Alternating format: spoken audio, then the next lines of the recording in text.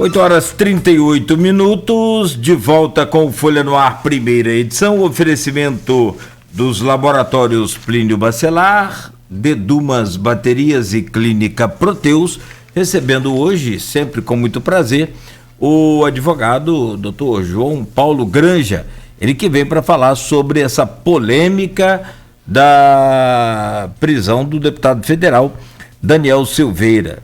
E tem aqui, doutor, entre outros registros, de abraço aqui do seu amigo e fã também aí, o seu xará, João Brito Nogueira, mandando abraço aí carinhoso para o senhor aí. O pai já era muito bom, mas ele é excepcional. ele não puxou o pai, ele é muito melhor, né? Bom, João Paulo, voltamos com você, meu caro Arnaldo Neto. Só fazer um registro aqui antes, né? A Xana, minha namorada, está lá na UENF e está lotado, né? É também jornalista do Grupo Folha. Ela mandou mensagem aqui para mim falando que lá está lotado, né? Muito carro nesse início de vacinação, mas a UENF foi escolhida justamente por ter espaço para isso. Começando hoje aí, essa vacinação está levando a avó dela, que tem 92 anos, para idosos acima de 90 anos ou mais. João, agora tem alguns comentários aqui ainda.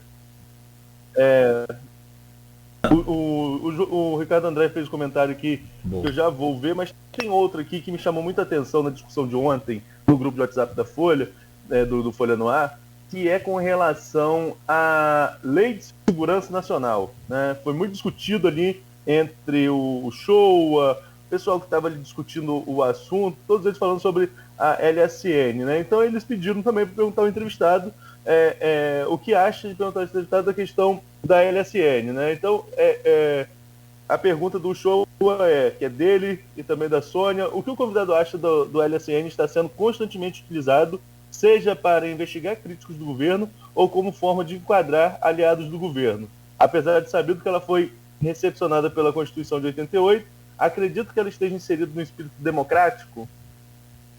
Então, como eu falei, a lei 770 é uma lei de 83, né? No finalzinho da ditadura, uma lei criada com o intuito de combater atos de terrorismo naquele assim, no fim da Guerra Fria, naqueles assim, conflitos entre Estados Unidos e União Soviética, hoje é Rússia, mas foi uma lei criada com esse propósito, de defender as instituições democráticas contra atos de terrorismo, contra atos que de fato atentem contra as instituições. E agora virou uma moda, ou lembrou-se que essa lei existe, e agora, para todo ato que atinja o STF, busca-se uma forma de encaixá-lo na norma, sendo que o espírito da sua criação é totalmente outro. E, de fato, é uma norma, entre aspas, que busca censurar, busca coibir, busca travar a atuação dos indivíduos, busca limitar as liberdades individuais, de fato justificada em tempos de ditadura, mas o momento atual é outro. O momento que nós vivemos é totalmente diverso de 83. Não temos como mais compararmos a nossa lógica de 83, pré-Constituição de 88, que de fato a recepcionou, mas se fizermos uma interpretação histórica da norma, é uma norma que deveria estar em desuso, deveria estar até, se fosse o caso, revogado em muitos pontos, mas hoje é usado como supedâneo, como lógica, como argumento para se punir, ainda que de forma forçada, como já falei aqui, que muitos daqueles enquadramentos, em tese, aos ataques, mais se encaixariam como crítica, e no fundo querem pegar querem punir o deputado pelas ofensas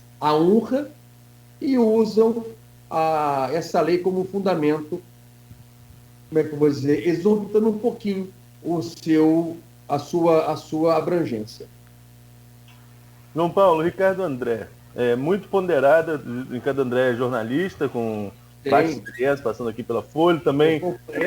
Companheiro de apuração dos debates na Folha. Justamente. Ricardo, muito ponderada, como não esperava-se ser diferente, a entrevista do mestre João Paulo Granja. A título de colaboração, pergunto se quando a Constituição prevê que quando um parlamentar é preso, a casa respectiva tem que manter ou não a prisão por voto da maioria absoluta dos seus membros, não simboliza que a Constituição previu uma forma de a decisão ser de responsabilidade dos dois poderes e não de um sobre o outro. Outro detalhe, a própria Constituição, no artigo 60, parágrafo 1º, estabelece que não poderá ser objeto de emenda, entre outros, a proposta para abolir a separação de poderes. Você não acha que o deputado foi mais longe do que propor uma emenda? E, por último, se a Câmara revogar a prisão do deputado, vai estar legitimando os extremistas e tudo daqui para frente será possível? Então, é aquele assim, limiar. Se em um STF não fazendo nada, o que esse permissivo geraria em relação a outros deputados ou outras pessoas que se coloquem como críticos do STF. Então, esse é um ponto. Precisava de um freio. Isso não tem dúvida. De fato, o Daniel já estava há algum tempo exorbitando os limites legais, abusando do direito que a Constituição lhe confere, e cabia ao STF, sim, atuar de alguma forma. Não digo que a prisão fosse adequada, mas haveria, sim, a necessidade de alguma sanção. Ponto. Se por outro lado, a Câmara dos Deputados ela tomba a prisão, em tese também estaria dando guarida e legitimando a atuação do Daniel. A lógica seria buscar um freio de alguma forma mais eficaz e menos drástica do que a prisão.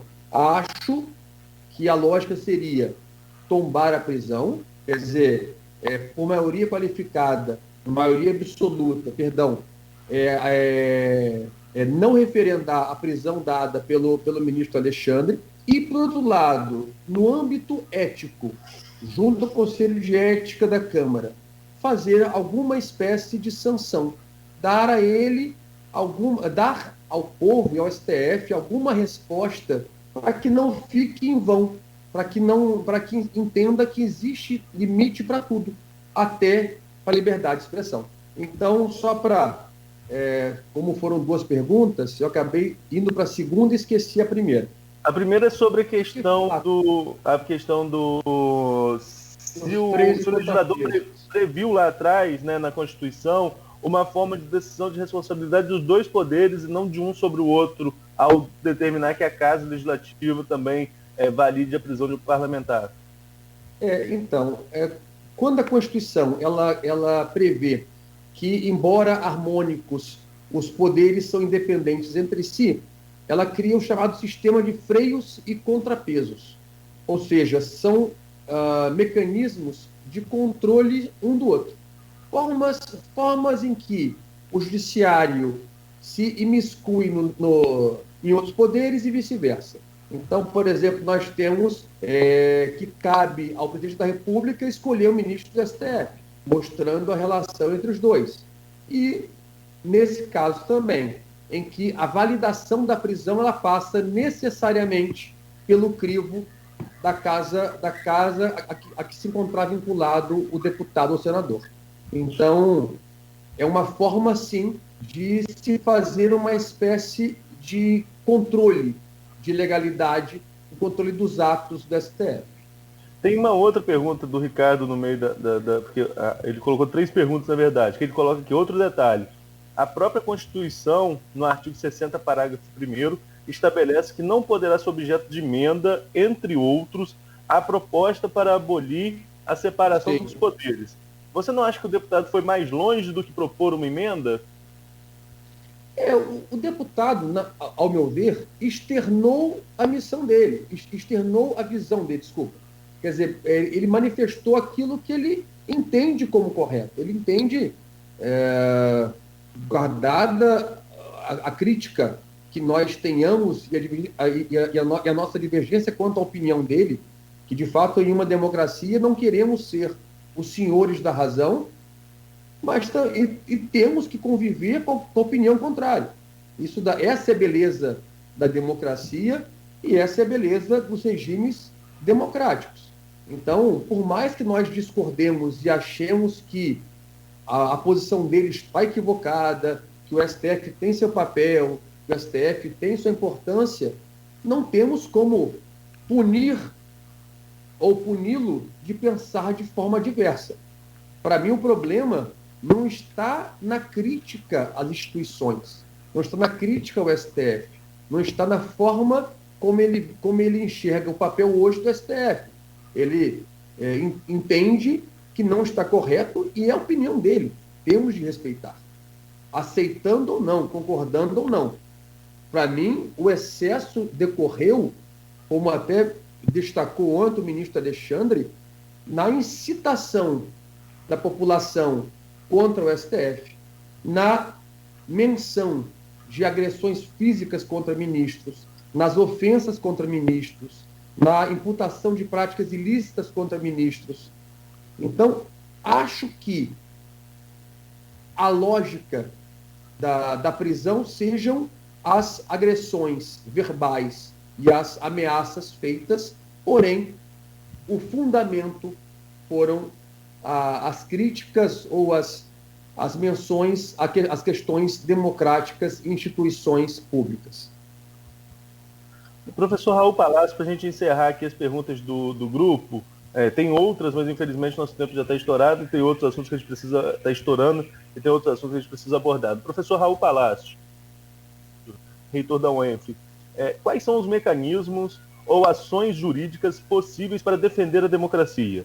Nos últimos tempos, temos visto no Congresso homenagem a torturadores, declarações em favor da AI-5 e, finalmente, proposições de fechamento do Congresso e o STF. Até que ponto esses comportamentos podem ser tipificados como comportamento antidemocrático e serem passíveis de punições? Em tese, como disse, a simples crítica, a simples menção de um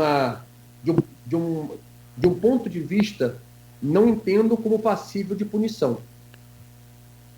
Não acho que a pessoa expressar aquilo que pensa, por mais que nós discordemos, por mais que seja um absurdo, faz parte da opinião dela e no regime democrático tem que ser respeitado. Então, o fato de você defender a AI-5, eu não consigo ver como uma prática ilícita. É a opinião da pessoa e temos que respeitar. Acho meu ponto de vista, acho que essa garantia ela tem que ser ao máximo preservada. Porque em nós não termos liberdade de expressão, em um ponto específico, a consequência que isso gera para os demais outros fatos jurídicos, que daqui a pouquinho também poderão ser vistos como excessos, cria algo muito perigoso para o regime democrático jurídico brasileiro. Então, eu prefiro acreditar, eu prefiro crer que a liberdade, ainda nesse ponto de defesa de AI-5, tem que ser preservada, proibido apenas o excesso que de fato existiu nas ofensas, nas imputações criminosas, nas incitações contra a STF, e deixar para que somente aquilo que descambe, aquilo que exorbite, que exceda ao razoável, venha a ser punido.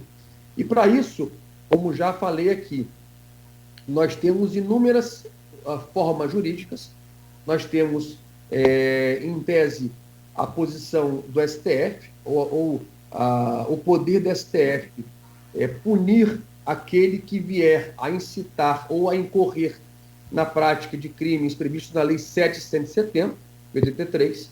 Então, só para fazer aqui uma breve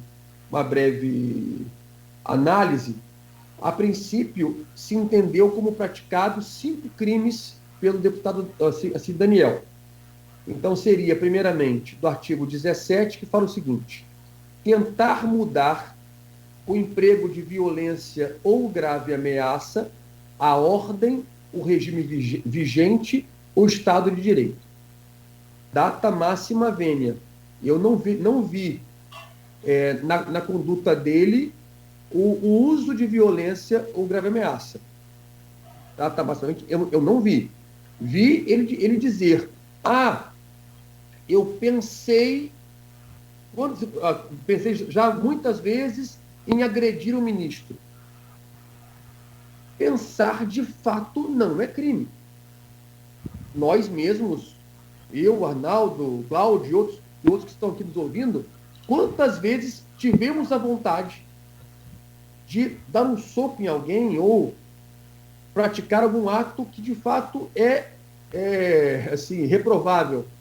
E nós não fizemos porque não concordamos com aquilo, ou não teríamos, ou melhor, sabemos a consequência jurídica desse ato. Então, o simples pensar não configura crime. Então, eu não consigo ver a violação ao artigo 17. Segundo artigo, artigo 18, diz o seguinte: tentar impedir o emprego de violência ou grave ameaça, o livre exercício de qualquer dos poderes da União dos Estados. Eu não vi nenhum ato de violência ou grave ameaça.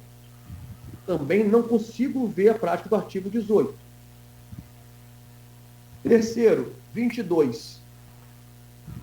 Fazer em público propaganda de processos violentos ou ilegais para alteração da ordem política e social. Talvez aí fazer em público propaganda. Talvez aí consiga se enquadrar. Só que esse crime ele é afiançável. Os anteriores eles eram inafiançáveis. Só para fazer uma reprise, o deputado ele só pode ser preso em flagrante delito por crime inafiançável. E os crimes inafiançáveis são aqueles que a pena máxima ultrapassa 4 anos. Então, os anteriores, a pena era maior. Esse, a pena máxima de 4 anos. Quarto crime, do artigo 22, que fala o seguinte. Perdão, eu já li. Penúltimo, 23, fala o seguinte: incitar a subversão da ordem política e social. Pena 1 a 4 anos. E, por fim, o último crime, artigo 27. Ofender a integridade corporal ou a saúde de qualquer autoridade mencionada no artigo anterior. Perdão. E também 26. Caluniar ou difamar o membro do STF. Então, os crimes menores que eu narrei aqui, os 3 últimos, a pena máxima de 4 anos, em tese, seriam afiançáveis. Porém, ele soma outros 2 crimes que eu não consigo enxergar estarem configurados para poder tornar o conjunto da obra inafiançável e justificar a prisão. João Paulo, tem muitos comentários aqui, daria um outro programa só com os comentários. Por exemplo, tem o Sandro Mota comentando aqui, falando sobre diferença no ponto de vista dele da lei para pessoas do direito e da esquerda. Tem aqui também o Maurício Batista perguntando se o deputado não usa de sua imunidade parlamentar para afrontar as instituições.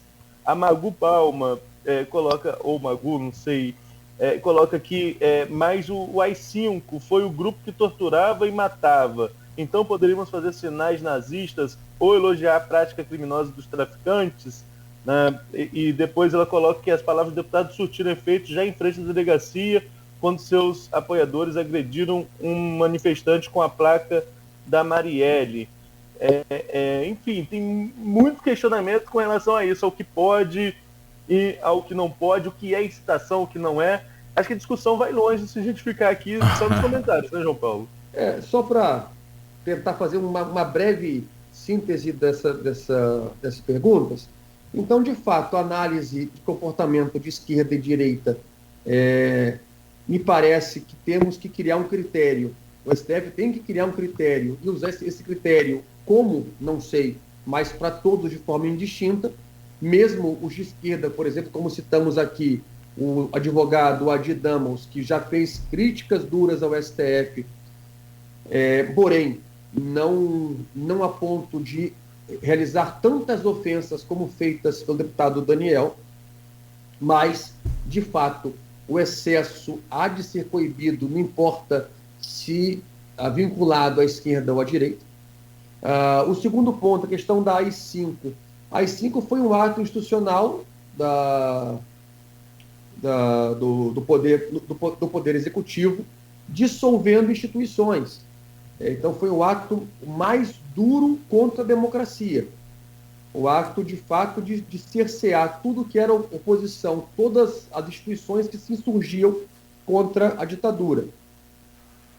O fato de eu defender o AI-5, por si só, me parece um exercício ou uma liberdade de expressão que me por mais que eu não concorde, não estou dizendo que o AI-5 está correto. Eu estou apenas dizendo que faz parte de uma liberdade de manifestação eu entender que isso é bom ou é ruim. Eu entendo que as consequências são muito ruins para o povo em geral, nós limitarmos o poder dele se manifestar. Pensemos que daqui a pouco surja algum governo, exista uma lógica que não se pode mais realizar certo comentário porque vai de encontro àquilo que a maioria convenciona como ideal. Aí vamos só ampliando o limite e o número de questões que serão vedadas. Daqui a pouco a imprensa também vai ser tolhida. Minha preocupação é nós criarmos um precedente muito perigoso às liberdades e depois não termos mais freio. Então, meu medo é que uma restrição à liberdade daqui a pouco tome caminhos que possa margear a uma censura ou uma prática nefasta que vimos em passado não muito recente. O que muito me espanta no AI-5, a defesa do AI-5, aí estou opinando aqui, a questão particular, um deputado defendeu o AI-5, que teve a dissolução do Congresso, a dissolução, perda de mandato. Se fosse um advogado, defendeu o AI-5, porque houve a suspensão da habeas corpus por prisão política. Então prendia-se e acabou, não tinha nem o que se discutir. Agora, o povo que às vezes não entende, não conhece a história, não viveu a história, tudo bem, mas pode falar. Agora, quem tem conhecimento de causa falar sobre a AI-5 como se fosse algo positivo, né, eu acho muito, muito complicado. Houve ali até hoje o ato institucional mais grave no período da ditadura militar. Mas, João Paulo, a gente já estourou o tempo, a gente já falou a sua opinião sobre a Câmara, como a Câmara vai votar. Agora, eu assisti ontem aquele vídeo do IML, né, em que o deputado se recusa a usar máscara e acaba gritando lá com a funcionária. Crime também você desacatar servidor. Com a policial também. Isso, o servidor no exercício da função é crime também. Pode acarretar, na sua opinião, isso pode acarretar ainda mais problema para o deputado, aqueles que ele mesmo divulgou o vídeo, né? Como se estivesse produzindo provas contra ele mesmo. Essa conduta dele frente aos funcionários públicos, aos servidores no exercício da função, pode acarretar ainda mais problema ou isso acaba sendo atenuado pela situação? A situação de estresse em que ele está preso e que está ali naquele momento contra a vontade dele sendo levado ao local? De fato, ali se verifica claramente um crime contra a saúde pública. De fato, nós vivemos um tempo de pandemia e o uso da máscara ele é obrigatório, podendo ensejar a punição daquele que se recusar a fazê-lo. O fato dele se recusar, sim, pode ser encarado como uma afronta, e por certo existe uma norma interna, não apenas dentro da Câmara dos Deputados, como também em Brasília, regendo e prevendo punições por essa prática.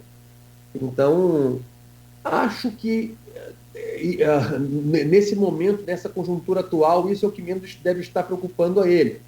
Acho que a ideia é, de fato, valer-se disso como palco, como já palanque para ano que vem. Acho que a lógica dele, ele está buscando, está cavando aquele 1 dia, aqueles 2 dias de fama, para já pensar nas eleições de 2022. Ele conseguiu essa fama, mas há tempo, por exemplo, para ser julgado e ficar fora do pleito? Não creio, não acho que isso seja possível. A única, para que ele ficasse fora do pleito, primeiramente ele teria que ser julgado pelo órgão colegiado, quer dizer, que o STF deveria julgá-lo em caráter definitivo por eventual prática ilícita a ele imputado. Então, não creio que em um pouco mais de 1 ano e meio consiga o STF fazer isso. Nós temos inquéritos em curso no STF até hoje, aqueles inúmeros inquéritos contra o STF, contra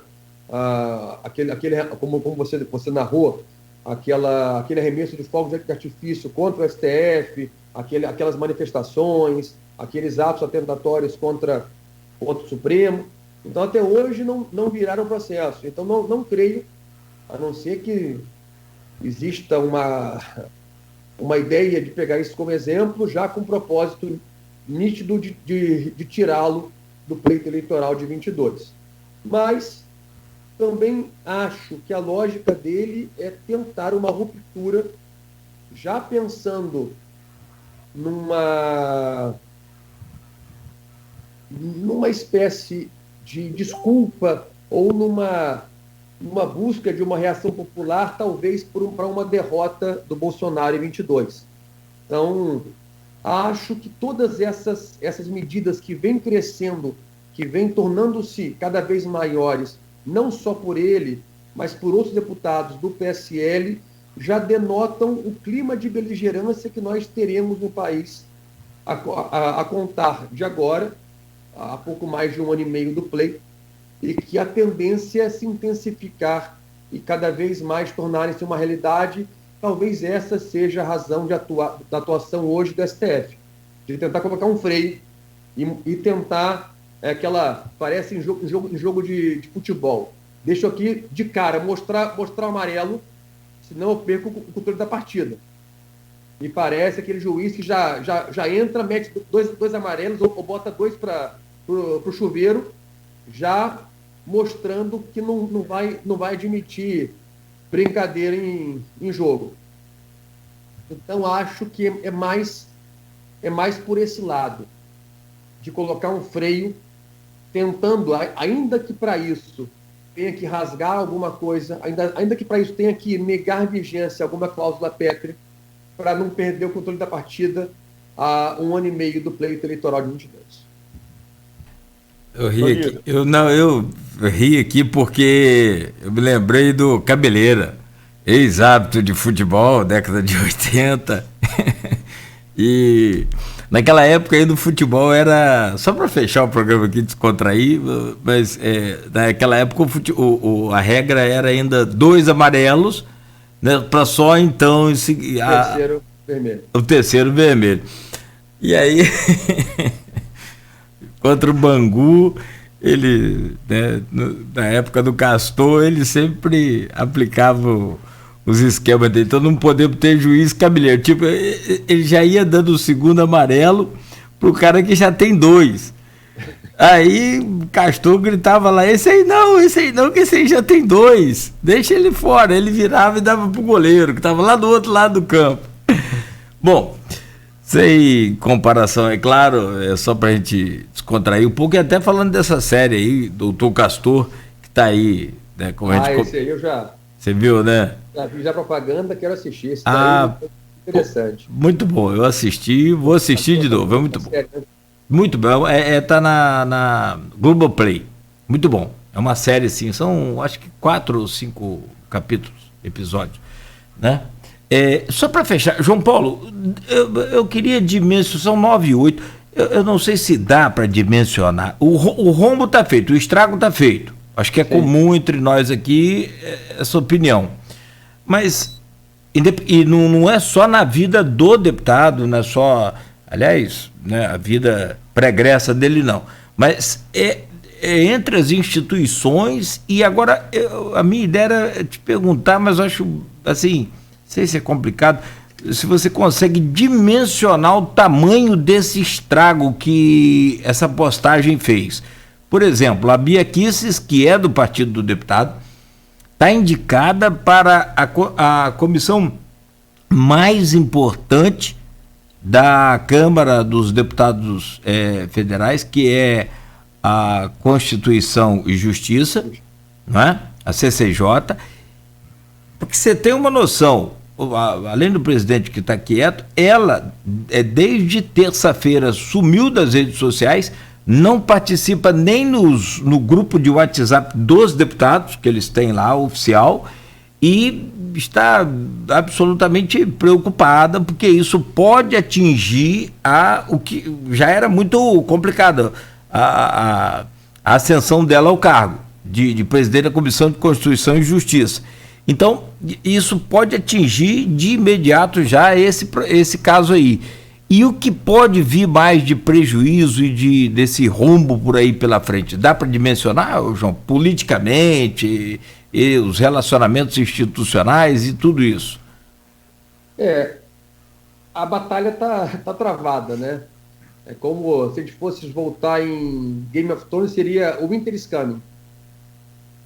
A gente está prestes aí a ver o inverno e vamos ver quem vai vencer essa batalha, né? A lógica toda é que não vejo possível hoje um armistício. Acho que o Daniel startou um conflito que não dá para prever quem vai ganhar com isso. Fato é que ninguém quer se posicionar. Um ou outro, em especial do PSL, que segue essa mesma lógica do Daniel, tem se posicionado a favor e alguns contra, mas a grande maioria neutra. Ninguém quer entrar nessa bola dividida e nele respingar alguma consequência dessa briga. Se por um lado não quer tirar a força e a razão do colega, não quer desprestigiar a casa, também não quer iniciar uma briga contra o STF, principalmente porque boa parte dos deputados é investigado, faz parte de alguma ação penal em curso na Suprema Corte. Então, me parece que hoje teremos o capítulo final, ou pelo menos uma definição, se a Câmara dos Deputados vai defender o colega, se a Câmara vai defender a instituição, ou se a Câmara vai, junto com o STF, colocar um freio no deputado, abrindo uma brecha, um precedente muito perigoso para futuros casos próximos ou similares a esse. Perfeito. João Paulo, são 9h12. Quero agradecê-lo muito, muito, muito pela participação. Foi, acho que, sem dúvida nenhuma, muito esclarecedor. E aí, a partir de agora, cada um emite a sua opinião. Já tem hashtag aqui, ó, na nossa página aí do streaming, hashtag BiaKicis na CCJ. Cada um emite a sua opinião, o que é extremamente defendido por nós aqui do Grupo Folha, no que diz respeito à liberdade de expressão, sem cometer nenhum crime. Então, fica aqui o nosso agradecimento, o meu de forma especial, né, e de toda a equipe do Folha no Ar, primeira edição. Bom dia para o senhor. E tá feito o trato combinado aí, vou levar ao ar agora. Se Arnaldo for no CrossFit, eu vou também. Então, o convite está feito na Dracma. Se puderem, quer dizer, se admitirem me prestigiar, 6h30 da manhã, amanhã estaremos juntos. 6h30 é complicado, tem programa às 7. Não que eu queira fugir. Verdade. Não que eu queira fugir. né? Porque eu estou um pouco... Para hoje, 19h05 é aula. Se